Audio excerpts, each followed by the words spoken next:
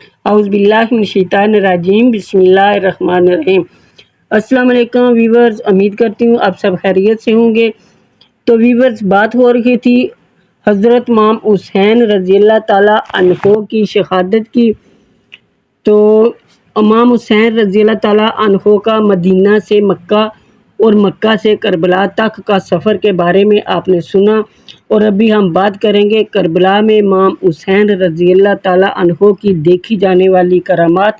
جو امام حسین رضی اللہ تعالیٰ عنہ کی کرامات لوگوں نے دیکھی میدان کربلا میں۔ تمنائے شہادت کھینچ لائی ہے جو مقتل میں، تمنائے شہادت کھینچ لائی ہے جو مقتل میں، کوئی دم میں لگی دل کی بجھے گی آب خنجر سے، کوئی دم میں لگی دل کی بجھے گی آب خنجر سے۔ امام علی مقام کے یہ 100 سے بھی کم جانسار جہاد کی تیاری کر رہے تھے۔ ادھر ابن سعد کے لشکر کی تعداد 20,000 سے کسی صورت بھی کم نہ تھی۔ امام حسین رضی اللہ تعالیٰ عنہ دل سے یہ چاہتے تھے کہ یہ خون خرابہ نہ ہو، مگر دشمن اس پر کسی طرح تیار نہ تھا۔ جب آپ نے دیکھا کہ یہ لوگ کسی طرح بھی ٹلنے والے نہیں ہیں، تو آپ اہتمام حجت کے لیے ابن سعد کے لشکر کے قریب تشریف لے گئے اور خطبہ دیا۔ اپنے لکھے ہوئے خطوط دیکھ کر بھی کوفے والوں نے انکار کر دیا اور کہا، ہم نے آپ کی طرف کوئی خط نہیں لکھا، یہ خود ہی کہیں سے جعلی بنا لائے ہو۔ امام علی مقام ان کی کذب بیانی پر حیران ہوئے۔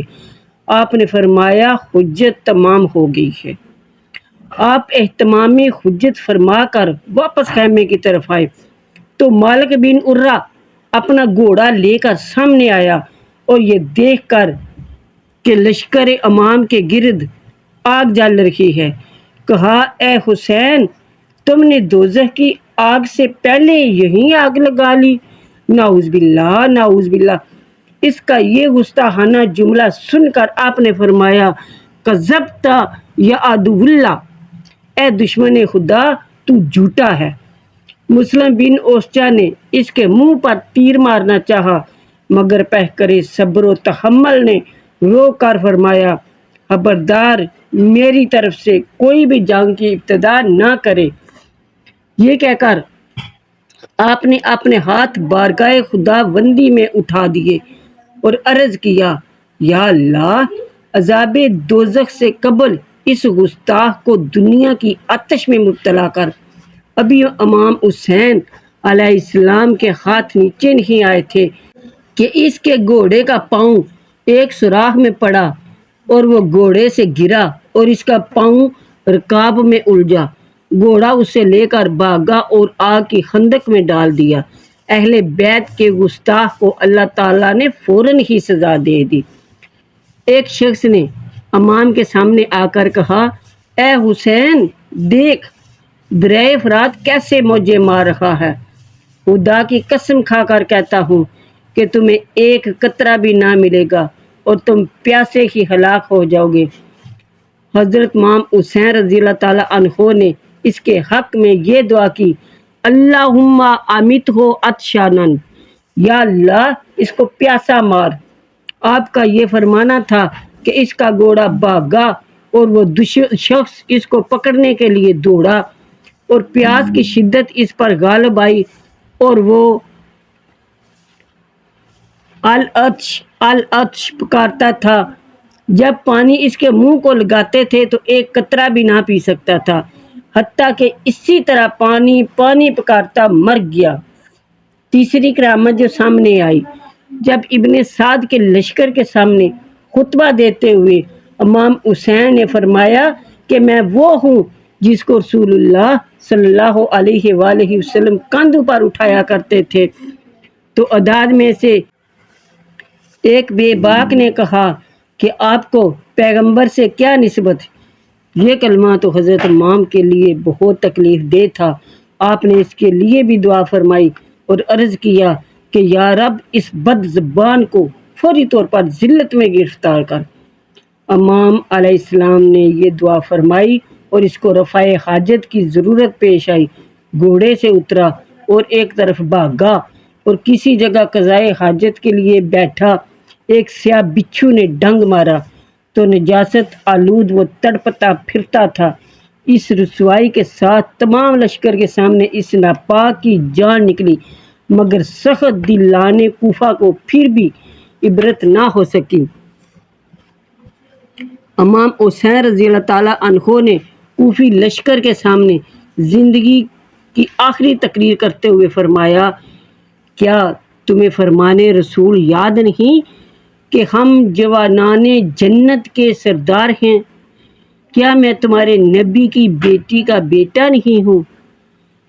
جاؤ جابر بن عبداللہ سے پوچھ لو، ابو سعید خدری، زیدی ارقم اور انس بن مالک سے پوچھ لو۔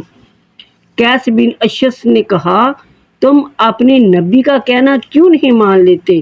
آپ نے جواب دیا، خدا کی قسم، میں ذلیلوں کی طرح اس کے ہاتھ میں ہاتھ نہیں دوں گا اور غلاموں کی طرح اس کا اقرار نہیں کروں گا۔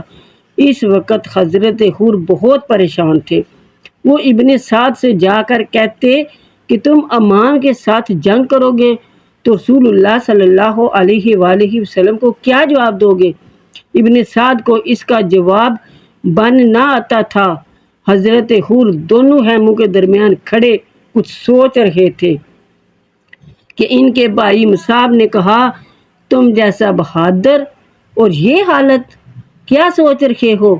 حضرت حر نے کہا، میں جنت اور دوزخ کے درمیان کھڑا ہوں۔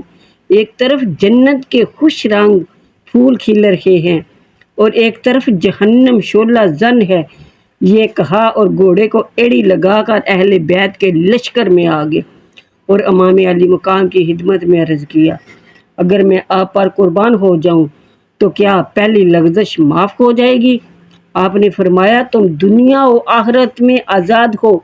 ابن سعد اس صورتحال سے گھبرا گیا اور صفوان کو کہا کہ جا اور حر کو سمجھا کر واپس لے آ۔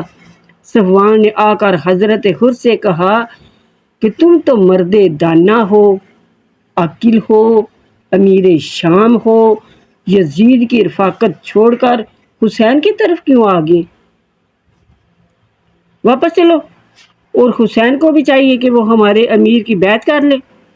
حضرت حر نے پھر کیا خوب جواب دیا، سبحان اللہ۔